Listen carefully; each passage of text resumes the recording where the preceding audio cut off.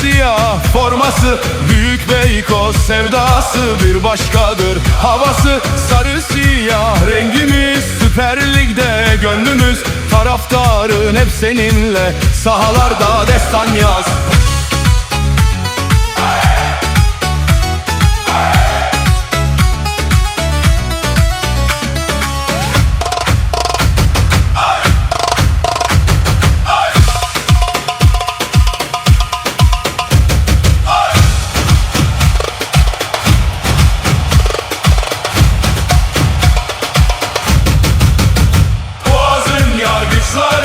Tribünü kralı, şanlı büyük arması bir başkadır. Havası sarı siyah rengimiz, Süper Lig'de gönlümüz, taraftarın hep seninle, sahalarda destan yaz.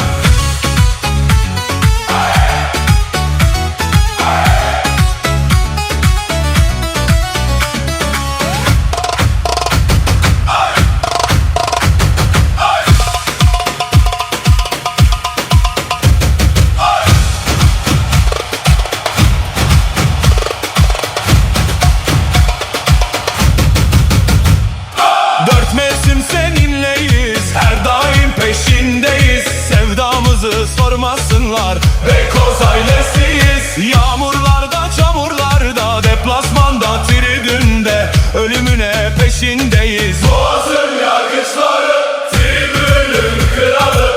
Adım adım geliyor Büyük Beykoz şampiyon. Adım